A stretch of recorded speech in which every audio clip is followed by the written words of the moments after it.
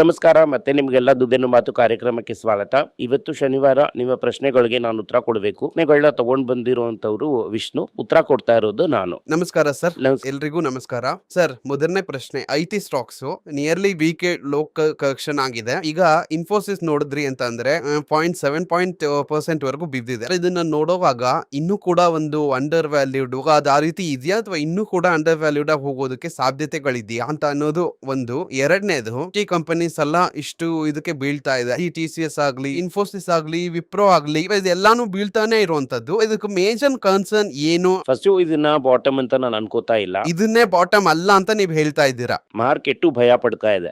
ನಿನ್ನೆ ಮೈಕ್ರೋಸಾಫ್ಟ್ ಅಲ್ಲೂ, ಮೆಟಾದಲ್ಲೂ, KPMG ದಲ್ಲೂ already 10% ಜನರನ್ನ ಕೆಲಸದಿಂದ ಮನೆ ಕಳಿಸ್ತಾ ಇದೀವಿ ಅಂತ ಹೇಳ್ತಾ ಇದ್ದಾರೆ. ಇನ್ಫೋಸಿಸ್ ಅಲ್ಲಿ ಈ ಒಂದು ಮಾತು ಹೇಳ್ದ, net hiring will come down ಅಂತ. ಸೊ ಜನರನ್ನ ಇನ್ನೂ ಕೂಡ ಕಡಿಮೆ ಮಾಡ್ತಾರೆ. ಇನ್ನೊಂದು ಮಾತು ಏನ್ ಹೇಳ್ದ ಅಂತಂದ್ರೆ, ಇದೇನೆ ಮಾರ್ಕೆಟ್ ನ ಟ್ರಿಗರ್ ಮಾಡಿದ್ದು. ಇನ್ಮೇಲೆ ಕಾಂಟ್ರಾಕ್ಟ್ ಸರ್ಟಿಫಿಕೇಶನ್ ಅಂತ ಹೇಳ್ದ. ಹಂಗಂತಂದ್ರೆ ಏನು ಅಂತಂದ್ರೆ, ಕಾಂಟ್ರಾಕ್ಟ್ ಅಲ್ಲಿ ಕೊಡ್ತೀವಿ, ನಿನ್ಗೂ ಜನ ಕಮ್ಮಿ, ನೀನು ಯೂಸ್ ಮಾಡ್ತೀಯ ಅಲ್ವಾ, ಅಲ್ರಿಂದ ರೇಟ್ ನ ಕಡಿಮೆ ಮಾಡು ಅಂತ ಕೇಳ್ತಾ ಇದ್ದಾನೆ. ಸೊ ಕಾಂಟ್ರಾಕ್ಟ್ ಸೈಜ್ ಕಡಿಮೆ ಆಗುತ್ತೆ, ಜನಗಳು ಕಡಿಮೆ ಇರ್ತಾರೆ, ಮಾರ್ಜಿನ್ ಸ್ಟೇಬಲ್ ಆಗಿರುತ್ತೆ. ಮಾರ್ಜಿನ್ ಕಾಂಪ್ರಮೈಸ್ ಮಾಡೋದಿಲ್ಲ, ಮಾರ್ಜಿನ್ ಇನ್ಕ್ರೀಸ್ ಆಗೋದಿಲ್ಲ. ಇನ್ಕ್ರೀಸ್ ಆಗಲ್ಲ. ಸೊ ಟರ್ನ್ ಓವರ್ ಕೂಡ ಕೂಡಲೇ ಇನ್ಕ್ರೀಸ್ ಆಗಲ್ಲ. ಎಕನಾಮಿಕ್ಸ್ ಅಲ್ಲಿ ಯಾವಾಗ್ಲೂ ಹೆಂಗೆ ಅಂತಂದ್ರೆ, ಒಂದು ಹೊಸ ಟೆಕ್ನಾಲಜಿ ಒಳಗಡೆ ಬಂತು ಅಂತಂದ್ರೆ ಫಸ್ಟ್ ಅದು ಸಬ್ಸ್ಟಿಟ್ಯೂಟ್ ಆಗುತ್ತೆ, ಲೇಬರ್ ಸಬ್ಸ್ಟಿಟ್ಯೂಟ್ ಮಾಡ್ತಾರೆ. ಆಮೇಲೆ ಸ್ವಲ್ಪ ದಿನ ಆದ್ಮೇಲೆನೆ ಲೇಬರ್ ಆಗ್ಮೆಂಟೇಷನ್ ಆಗುವಂಥದ್ದು, ಅಲ್ಲೇ ಲೇಬರ್ನ ಇನ್ಕ್ರೀಸ್ ಮಾಡ್ತಾರೆ. ನೀವು ಈ ಎಕ್ಸಾಂಪಲ್, ಈಗ ಲೈಟ್ ಬಲ್ಬ್ ಮುಂಚೆ ಬಂದಾಗ ಈ ಕ್ಯಾಂಡಲ್ ಮೇಕರ್ ಕ್ಯಾಂಡಲ್ನ ಏಸೋವಂಥವ್ರು, ಗ್ಯಾಸ್ ಲೈಟರ್ ಬಳಸೋವಂಥವ್ರು ಡೆವಲಪ್ ಆಗಿದ್ದು. ಅದಾದ್ಮೇಲೆ ಒಂದು 10 ವರ್ಷ ಆದ್ಮೇಲೆ ಈ ನೈಟ್ ಲೈಟ್ಸ್ ಎಲ್ಲ ಡೆವಲಪ್ ಆಗಿದ್ದು. ಸೊ ಅದಕ್ಕೂ ಮುಂಚೆ ಅಲ್ಲಿ ನೈಟ್ ಲೈಫ್ ಅನ್ನೋದೇ ಇಲ್ಲ. ತುಂಬಾ ದೊಡ್ಡ ಶ್ರೀಮಂತ ಎಲ್ಲ ಮನೆ ತುಂಬಾ ಕ್ಯಾಂಡಲ್ ಲೈಟ್ ಉರ್ಸಿ ಏನೋ ಮಾಡ್ತಾ ಇರ್ತಾನೆ. ಫಾರ್ ನಾರ್ಮಲ್ ಪೀಪಲ್ ಒಂದು 5:30-6 ಗಂಟೆ ಅಷ್ಟೊತ್ತಿಗೆಲ್ಲ ಗೇಮ್ ಇಸ್ ಓವರ್. ಅದರಿಂದಾನೇ ಬೆಳಗ್ಗೆ 3 ಗಂಟೆಗೆ 4 ಗಂಟೆಗೆ ಎದ್ದು ಸಾಯಂಕಾಲನೇ ಗೇಮ್ ಓವರ್. ಸೊ ಅಂದ್ರೆ ಇದು ಲೈಟ್ ಬಂತು ಅಂತ ಕೂಡಲೇ ಇದು ಗೇಮ್ ಏನು ಬದಲಾಗಿಲ್ಲ.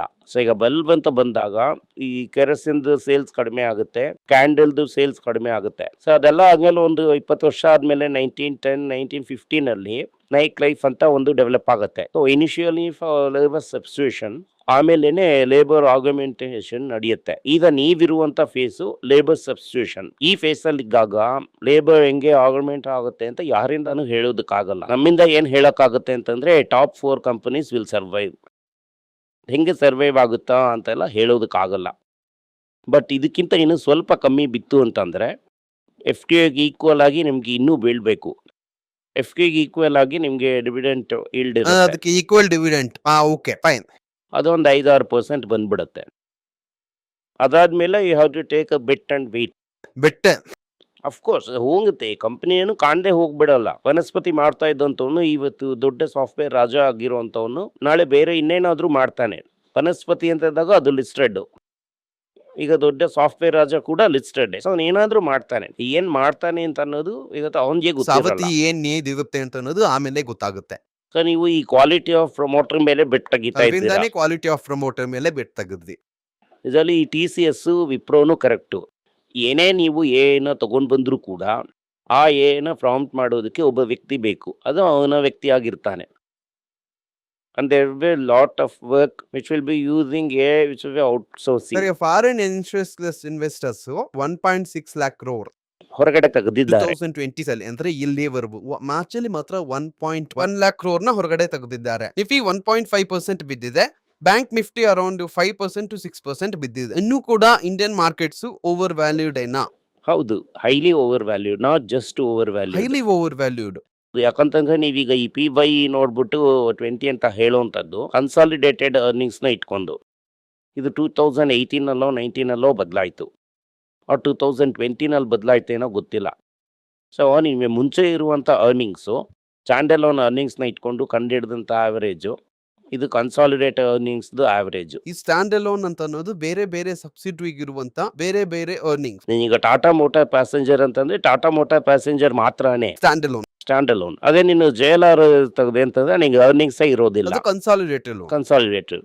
ಸೊ ಇಲ್ಲಿಂದ we have another 20-25% go. So ಈಗ ಮಾರ್ಕೆಟ್ ಈ ಲೆವೆಲ್ಗೆ ಬಿದ್ದಿರುವಂತದ್ದು, ಸೊ ಈ ರೀತಿಯಾದಂತ ವಿಷಯಗಳು ಓವರ್ ವ್ಯಾಲ್ಯೂಡ್ ಆಗಿದೆ ಅಂತ ನೀವು ಹೇಳೋದಕ್ಕೆ ಕಾರಣ, ಈಗ ನಾವು ನೋಡ್ತಾ ಇರುವಂತದ್ದು ಕನ್ಸಾಲಿಡೇಟೆಡ್, ನೋಡ್ತಾ ಇದ್ದೀವಿ. ಬೇರೆ ಬೇರೆಯಾಗಿ ನಾವು ನೋಡ್ತಾ ಇಲ್ಲ, ಬೆಟ್ ಕಟ್ಟೋದನ್ನ ಬೇರೆ ಬೇರೆಯಾಗಿ ಅಂಡ್ ಇನ್ನೊಂದು ನೀವೇನ್ ನೋಡ್ಬೇಕು ಅಂತಂದ್ರೆ, ಇವತ್ತಿಗೆ ಈ ಹೈಲಿ ಓವರ್ ವ್ಯಾಲ್ಯೂಡ್ ತುಂಬಾನೇ ಇದೆ. ಏಷ್ಯನ್ ಪೇಂಟ್ಸ್ ಅಲ್ಲಿ 15 ಟೈಮ್ಸ್ ಅರ್ನಿಂಗ್ಸ್ ಹತ್ತತ್ರ ಇದೆ. ಇದೆಲ್ಲ ಜಸ್ಟಿಫೈ ಮಾಡೋದಕ್ಕಾಗಲ್ಲ. ಝೊಮ್ಯಾಟೊ ಹೇಗೆ, ಗೆಟಾನಲ್ಲ ಹೇಗೆ ಜಸ್ಟಿಫೈ ಮಾಡ್ತೀರಾ, ಹಿಂದೂಸ್ತಾನ್ ಯುನಿಲಿವರ್ಗೆ 50% ಹೇಗೆ ಜಸ್ಟಿಫೈ ಮಾಡ್ತೀರಾ? 3 ವರ್ಷದಲ್ಲಿ ರಿಟರ್ನ್ ಅನ್ನು 327%. ಮ್ಯಾನೇಜಿಂಗ್ ತಾನೆ, ಮ್ಯಾನೇಜ್ ದಿ ಮಾರ್ಕೆಟ್ ತಾನೆ. ಮುಂಚೆ ಸ್ವಿಗ್ಗಿಯಿಂದ ಮಾಡೋದಕ್ಕೆ ಆಗ್ತಾ ಇರ್ಲಿಲ್ಲ. Swiggy came too late. First ಹೊರಗಡೆ ಬಂದ ತಕ್ಷಣ ರಾಜನ್ ಸಲ ನೋಡ್ದ, ಅವ್ನು ಎಲ್ಲ ಕರೆಕ್ಟ್ ಆಗಿತ್ತು ಅಂತಂದ್ರೆ ಯಾಕೆ ದೀಪೇಂತರು ಎಲ್ಲ ಓಡೋಗ್ಬಿಟ್ರು. We should understand sooner or later market will catch. Paytm ಕೂಡ ಇದನ್ನೇ ಹೇಳ್ತಾ ಇದ್ದಿದ್ದು. ಲೈಸೆನ್ಸ್ ನ ಕ್ಯಾನ್ಸಲ್ ಮಾಡೋದು. ಹೌದು, ಇವತ್ತು ಪೇಟಿಎಂ ಲೈಸೆನ್ಸ್ ಏನಾಯ್ತು, ಕ್ಯಾನ್ಸಲ್ ಮಾಡ್ಬಿಟ್ರು.